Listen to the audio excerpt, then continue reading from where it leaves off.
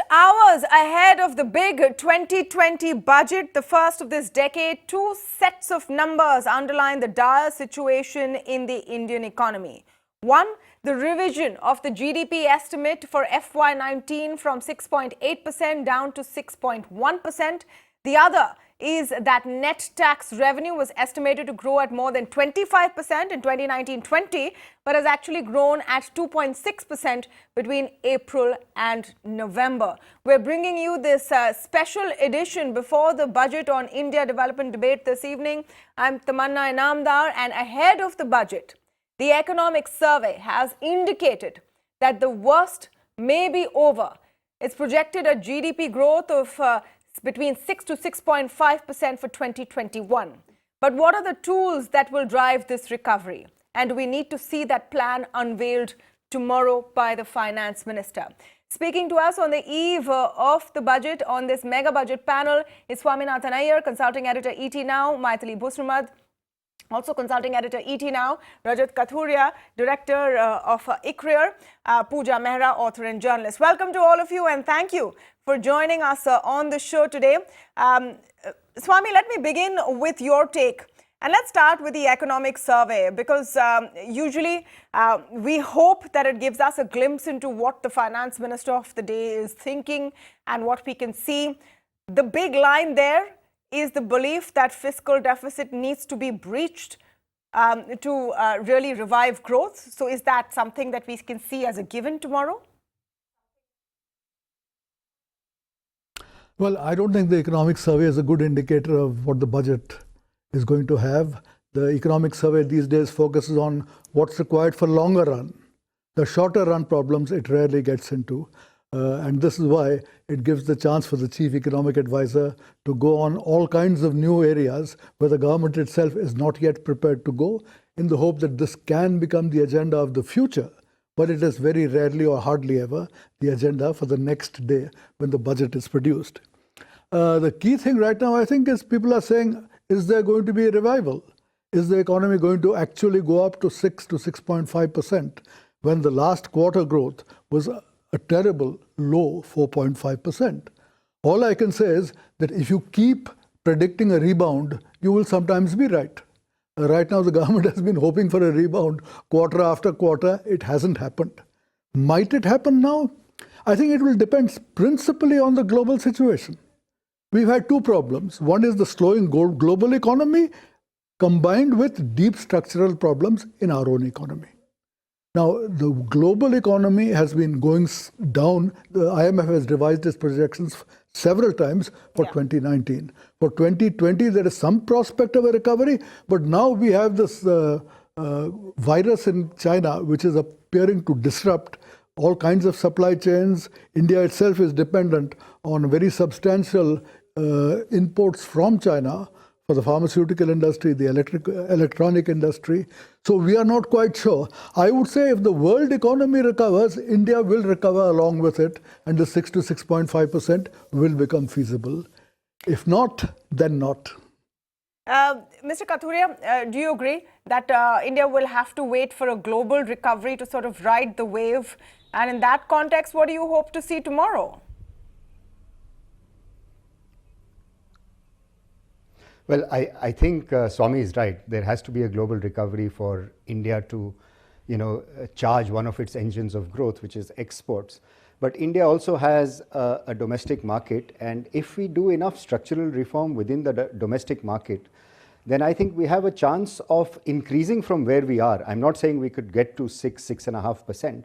But there is substantial room even within the economy, though I feel that we have to use both the international market if we want to become competitive. We have to try and price open the international market to sell in the international market, hoping that our own economy becomes more competitive, and then use the domestic market to increase investment and thereby increase growth. So what are the engines of growth that we can see in the domestic market? Okay, even exports are not firing. Consumption is not going to be a sustainable engine of growth. I think what is left is really investment. And we have to increase investment. And for investment, we desperately need to have banking sector reform so that credit flow to infrastructure and credit flow to industry increases. And I think we also need to do asset sales. And I hope the budget tomorrow is going to at least have a roadmap of where we are going with asset sales. Continuing to have misfiring public sector undertakings, take a lot of the money from the fisc is really unproductive. If these assets are taken to the private sector, if they are disinvested and taken to the private sector, then you'll get a bang for the buck there, in the sense that you might get increased productivity. You will get increased productivity. Yeah. So I hope there is some asset sales in the budget tomorrow, at least a roadmap for asset sales in the budget tomorrow. And I hope that there is going to be a fiscal slippage from 3.3%, but there is an escape clause in the FRBM. I think we are going to go all the way to 3.8%. But I hope that the finance minister is going to talk about disinvestment to increase productivity in the domestic economy as well. Yeah, let me address the question about fiscal slippage. I saw you indicate that, Swami, that you wanted to come in. And that's pretty much what I started with. Is that fiscal slippage a given? And to what extent? I just wanted to say that the structural, as far as the sale of assets is concerned, I couldn't agree more. The problem is it was promised in this last budget. We all cheered the idea that privatization is finally going to come. And by the end of the year, you hardly managed to do anything. Hardly 18,000 crores out of more than 1 lakh crores. So the problem here is that every single ministry seems to be saying, I have this particular problem, that problem, the Swadeshi Jagran Manch says this, some trade union says that. We need to have political clearance, getting these things out of the way. After that, you need a template whereby then the moment you get to that day one, within 4 months, the sale takes place. No ifs and buts. You have a standard procedure and you go through with it. Secondly, the business about making an announcement at the budget, everybody claps, and then nothing happens for 3-4 months. Then you say, oh my gosh, the end of the year is coming. The day after the budget, planning should begin for those asset sales, for that privatization. That is the only way you're going to get it done in time and get enough money during the year instead of on the last day. Okay, Maithili, let me come to you on, I do want some comments on the economic survey, even though Swami sort of shot down my opening on how important it is before the budget. But I do want to get a sense of, what you made of it, because we hope to see interesting ideas, like he said, and Thalinomics was a new term. Do you think there was enough about understanding why we are in a slowdown, any acknowledgement of the slowdown as well? And what do you make of Thalinomics? Well, I would agree with Swami that the economic survey is essentially an exercise in wishful thinking, because ultimately the budget is a political document. Let's not forget about it. But the economic survey takes a very much more academic view, and to that extent it has a liberty of exploring many things. As I said, Thalinomics, which to my mind is just a gimmick, if you ask me, because I'm talking about the price of thali, how it's come down, really is neither here nor there. But for me, the biggest takeaway from the survey is A, that you've accepted that growth this year is going to be only 5%, and you have a margin. Your GDP, unlike in the previous survey, where you very confidently said 7%, this time you have a 6 to 6.5% range. So clearly the CAA has grown wiser after the event, that it's very difficult to pinpoint an exact number, and I would think that 6% is doable, mainly because I think of the base effect of 5%. The other key takeaway from the survey, to my mind again, is that it accepts that this kind of phobia about a fiscal deficit target is quite absurd, and it seems to suggest that not only will the fiscal deficit target be breached this year, which is a given frankly, and you have the leeway, as Rajat said, in the FRBM Act, but also that there is perhaps a scope to be a little easy on the fiscal deficit target even for the next fiscal, for the simple reason when government investment is the only game in town, it would be very, very unwise to hold tight on the fiscal deficit. So for me, these are the two big takeaways. Things like Thalinomics are neither here nor there. This and the fact that you need to do much more aggressive privatization, I think these are very important takeaways. Well, some interesting points in the economic survey, because it always gives us talk points about how you need more paperwork and permissions to open a restaurant in Delhi than to buy a gun. Interesting observation in these strange times we are in. But let's come down to business at hand. Pooja, you want to comment on what we can expect to see tomorrow? So everyone agrees there's a fiscal deficit breach that we may see. Markets will be pretty accommodative of it. But what next? The other big question, of course, is what you do with that excess money you give yourself and how you use it to stimulate demand.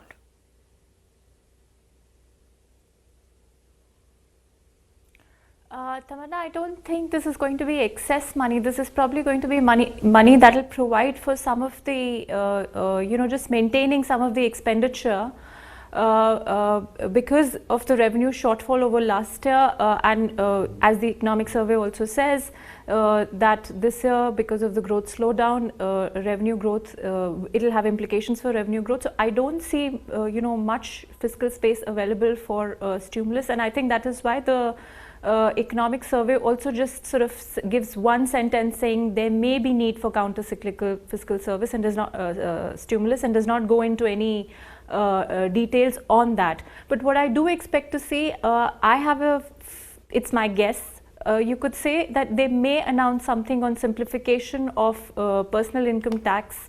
Not exactly a reduction in rates, but as a sentiment booster, a simplification of the very complicated Income Tax Act, and with regard to individuals. For corporates, they've done a little bit, some more is required. I think they may finally take a call on dividend distribution tax and shift the incidence of it in the hands of shareholders. What I would like to see them, and which I think they can do, is withdraw and not just look at the conditions that they've been laying down for the angel tax. I think taxation is what they can do. If the budget cannot do much on GST, because that's for the GST Council, but the Finance Minister can announce in the budget that the centre would like to, in the GST Council, push for a complete overhaul, a complete simplification of not only the rate structure but also the compliance structure of the GST. And finally, what I think the Finance Minister must do is give a complete transparent picture of the fiscal numbers, also a roadmap of how they're going to return to the fiscal consolidation path, in the next 1 or 2 years, because more than the immediate number that's going to come, I think what the markets are going to look at is what is the roadmap for returning to the fiscal consolidation path? What is India going to do now about the FRBM? So I think that is going to be very important. So a conservative budget, I think, is what I'm expecting. Well, I think two important points which came in. One, where Maithili was talking about the budget being a political document. Pooja is talking about, some kind of a sentiment booster, at least on income tax. And let me take that to Swami. In terms of messaging, what needs to come through at this point? There has been a lot of commentary inside India, from abroad, about how this government needs to get its eye back on the economy and maybe not squander all of its political might on very emotive issues right now. Do you hope to see that kind of a message tomorrow as well? The problem is so deep, it cannot be fixed in one budget or by one ministry. You have a problem of lack of competitiveness in so many areas. You are not competitive with land prices, labor prices, interest rates. Your rates of freight are too high, your rates of electricity are so high. So, I mean, there are so many different areas. This cannot be fixed in one budget or by the finance ministry. It requires action across the board. Mr. Modi would have to take this in hand. Nirmala Sitharaman would have only a limited thing in it. The second thing I think the world might look out for is, we are increasingly getting to the stage where even the entire stock market understands that the fiscal deficit produced in the budget is a fiction. And so if the Comptroller and Auditor General said that instead of 3.5%, the fiscal deficit is actually closer to 5.5%. I mean, a huge difference. It also means that people talk about the quality of the fiscal deficit. How much of it is for investment and how much of it is just going on ordinary spending. And if you go by the CAG figures, the quality of the fiscal deficit is also terrible, because a huge amount is just going on revenue spending. It is not going on investment. I think the world or the markets would be happy if this is taken to be an occasion for cleaning up the entire government accounts. You clean up, you say, I'm getting rid of the fiction.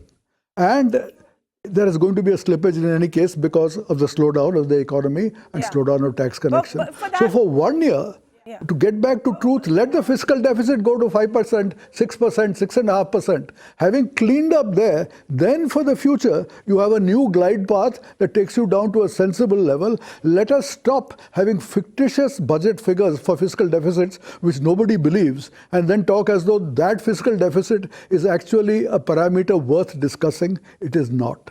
Yeah, but for that, you'd have to admit that, the earlier numbers are fictitious. And that is unlikely to happen. Those were Jet Li's figures. Sitaraman can say, those were Jet Li's figures. Now here is my figure. Well, we haven't seen that in her first budget in July, but let's wait and see if there are any surprises there. Mr. Kathuria, the question of credibility of data, a little bit of it talked about in the ECO survey, where all questions on the credibility of the GDP were answered by saying, yes, they're absolutely believable. But at this point, the fact that we're even talking about credibility of data, we're going to be looking at, if they're off-balance sheet borrowings, where some of these figures are hidden. How important do you think that kind of trust becomes at this point when we're looking at solutions for the economy? I think the trust is one of the greatest problems. I think if you sort of unpick the problem of trust and where it manifests itself in the economy, it's a big problem for the Indian economy. And I think the public and the private sector have a big trust gulf. Let me explain this in the context of what you've just asked and what Swami has been saying. So the numbers, we have to revise the numbers.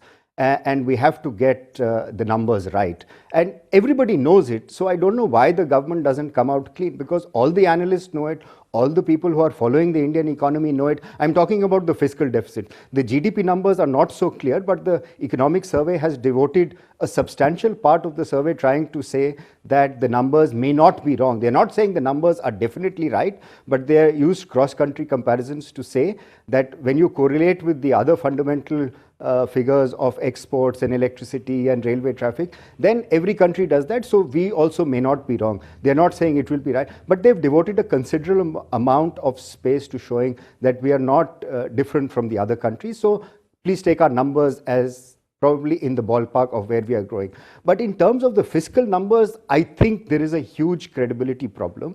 Everybody knows it. The whole world is looking at the fiscal numbers. So the government might as well come clean on the numbers and say our fiscal deficit is actually not 3.8%, it's actually closer to 5.5%. And I think this will require a structural problem to get our house in order. As I've said, that there are so many expenditure items in the budget that are a given, that the degrees of freedom are so limited for the government, including running public sector entities. But the subsidies, the food subsidy, the fertilizer subsidy, the agriculture subsidies, the oil subsidies. Now, a lot of people have been saying, why don't you reform the agricultural market? You often have agricultural prices go up and all hell breaks loose because you want to ensure that consumers are not affected.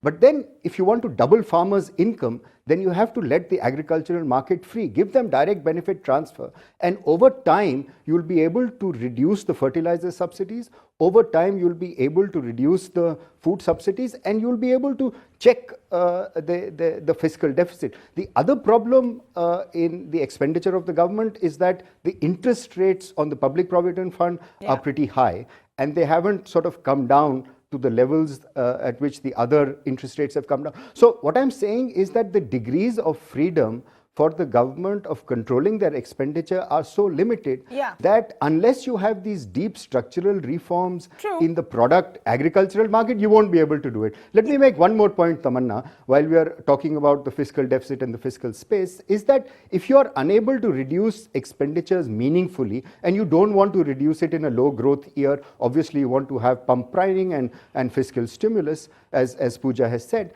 So why don't we look at increasing the revenue? Of course, it's easier said than done. We have a huge sort of space, I think, to implement better tax collection practices, improve the tax administration. GST compliance costs are high. We should try and reduce this, simplify the GST so that taxes increase. And direct taxes, corporation taxes and income taxes, there are ridiculously low number of tax filers in India.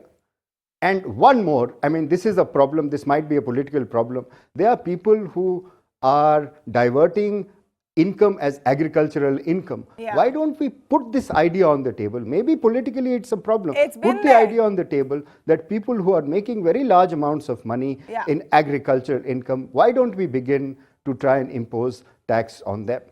No, no, absolutely. That idea, I think, has been on the table, then put under the table for a long, long time. I don't know. I don't know if any government is going to do it, no matter what its numbers are. So, you know, some things, let's just agree that massive labor reforms, land reforms, taxing agricultural income, stuff like that is unlikely to happen. Now, let's look at what is likely to happen. Maithili, let's really look at what is likely to happen, because like you said, it's a political document, and I truly believe that the government is going to at least want headlines to say that they're doing something about the slowdown. The slowdown now has come to the point where everyone's talking about it, not just panels like this. The man on the street is talking about it because they're feeling the pinch, and that message needs to be sent. Is that going to happen with some kind of a statement on income taxes, as Pooja talked about, more subsidies, in rural areas, etc.? Well, simplification of tax laws is something that's always required and desirable, but I don't think this is a time for us to cut personal income tax rates, simply because the total collection that we get is so low, and less than 5% of the population actually pays any income tax at all. So even if we were to cut rates, you're not going to get any bang for the buck. So what the government really needs to send out very clearly is that we will be there to support the economy. We will spend on infrastructure. We're not going to get bogged down by the fiscal deficit. It is the quality of the fiscal deficit that is important, and we will rationalize things like subsidies. And of course, you will get a whole lot of schemes that the government will talk about, purely because, as I said, it is a political statement essentially. So it's important both to set the policy signals right, and also to show that look, we are here. Till such time as the private sector investment picks up, we will do it. And I think Rajat spoke about transparency, and there's been a lot of talk about transparency. But let's not forget that in 2008, 9 and 9, 10, the fiscal deficit in 1 year was close to 6%, and the second year crossed 6%. And you had the same kind of fudging earlier also. It is not as if this government is any worse than before. All governments have fudged. Not only in India, let me say, all over the world. And let's also remember that when Greece decided to become very honest about it and open its books and gave the true fiscal deficit, we saw how the bond markets punished it. So we know, the whole world knows our numbers are not entirely kosher, but they're still willing to live with it. So one needs to weigh the benefits of complete transparency with the way the market might react. So it's a very nuanced game that the finance minister must play tomorrow, and I do hope she does it without shrinking away from the need to relax the fiscal deficit target. Well, in terms of messaging, Pooja, there were a couple of sort of landmines, I would say, hidden in the last budget, the July 2019 budget. And I think the next few months were spent undoing all the announcements made then. You think there will be an effort to ensure that there are no such, scary bits which emerge, especially after all the focus on wealth creation and respecting wealth creation that we're hearing about today?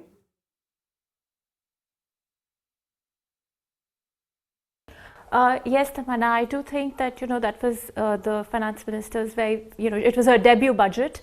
I do think she'd be careful this year. I would expect her to be careful this year to not sort of go down that path. I thought for me, as a journalist who's covered, I think, more than 17 budgets now, the thing that I, found most shocking or out of the ordinary was that, in the budget speech, there were absolutely no budget numbers at all. We had to wait for the speech to end and for the part, the part 2 of the budget to be uploaded to get even this little semblance of what the numbers were looking like. So, a budget is about, budgeting, about making allocations. So I really think, that should be definitely there. She already knows what are the points that everybody's going to be watching out for: the data and the clarity on fiscal deficit, some sort of semblance of policy certainty, given, last budget there were a lot of rollbacks, there were a lot of revisiting of the budget, which went on for weeks and weeks. So, a semblance of certainty, a semblance of we know what we are doing. And like Maithili said, just the sense that we understand how deep the economic slowdown is, especially since today the GDP revision has come, and the GDP growth number has been reduced to 6.1%. So that's going to result in a fresh round of asking of questions of how serious is the slowdown, and so because of that people are going to watch out the speech for signals. Yeah. And anything like taking away the focus that happened last year on the cover for the budget, the red color cover for the budget, those things are avoidable. The message has to be that of seriousness. Yeah. So the Bahi Khata became the big talk point last year, because I think it was an attempt to show that this was a new way of looking at things. But really, it's why judge a book or a budget by its cover, or a document, whether it's purple or red? Yeah. So yeah, definitely. I think let's take away one very important. What I'm saying is, this is not the year to do that. Yeah. No, absolutely. No, absolutely. It's more about substance. But I want to pick on one point that Pooja mentioned, giving the message that we know what we are doing. Swami, let me bring that back to you. How crucial is that? We know what we are doing. First, for that, you'll have to acknowledge that there is an economic slowdown going on right now, perhaps pinpoint the reasons, and then look at a path going forward. Do you hope to see some clarity on that front? I said the revisions that have taken place make it clear that there has been a slowdown, and the slowdown hasn't just happened day before yesterday. It's been happening for some time. Very clearly, therefore, there is an issue of deep structural problems apart from the global cycle which is turning. That much is known. As far as the truth about the budget, I think there's an excellent case for making it. Maithili says there is some fudging everywhere. There may be some fudging of some kind, but in many countries there is a clear-cut statement of the public sector borrowing requirement. The entire thing, the whole enchilada, not just what is fiscal or what is off budget. I think we need to have that too. If you like, you keep what you call a core budget, core fiscal budget, and then you also give me true fiscal budget. Give both. We need to know what ultimately is the borrowing requirement of the government. That is why the fiscal deficit is relevant. It is about the borrowing requirement of the government. We have a situation today where if you just take the fiscal deficits of the center and state as portrayed, it is now getting, something 6 odd percent. If you take the corrections of the off budget and other things, it's already 7-8%.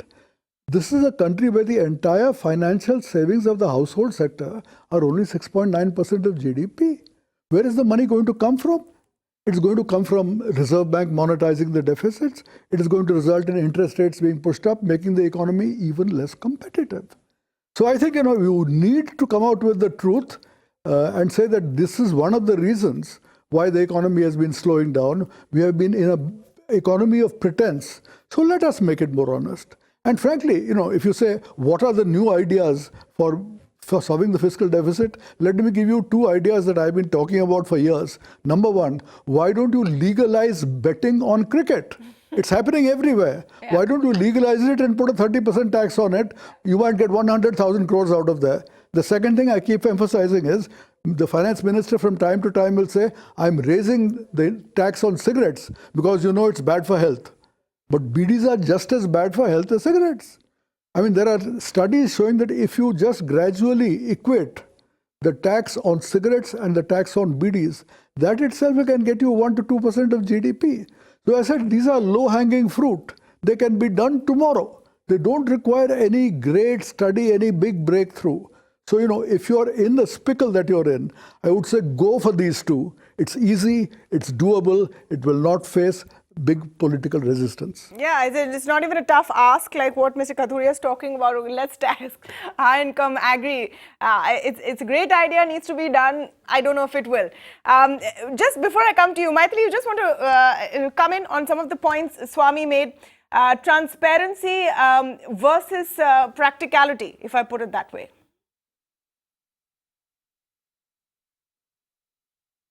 Well, I think transparency is important, but I'm not sure that the markets will be able to suffer the complete transparency overnight. You've got to move towards it gradually. And as I said, we've always had off-budget items. You had the oil bonds during the time when oil subsidies were there. So it has to be done, but it has to be done slowly. And as I keep repeating, it's not the size of the fiscal deficit, it's the quality of the fiscal deficit. And if you look at 10-year yields, government bond yields, you'll find that despite the increase in borrowing, over the years, in fact, the interest rate has come down. And I'm not talking in nominal terms, I'm talking even in real terms. So it's very difficult to have a one-to-one relationship. The interest rate is a function of many other factors in macroeconomics. So ultimately, if a breaching of the fiscal deficit gives you a growth impulse, that itself would compensate greatly by giving you higher revenue. So it's very difficult to say which comes first, chicken or egg. But at the moment, given the fact that the economy is slowing down so dramatically, I think there is no alternative but for the government to step into the breach. Mr. Kathuria, talking about bold moves that are doable and sending messages, is this the time to really utilize the 303? The mandate that just this party alone, the BJP alone, now enjoys. The fact that it has the trust of the people, the Prime Minister has the trust of the people, and we are in a difficult situation. Do you think it allows the government to do a lot more than other previous governments?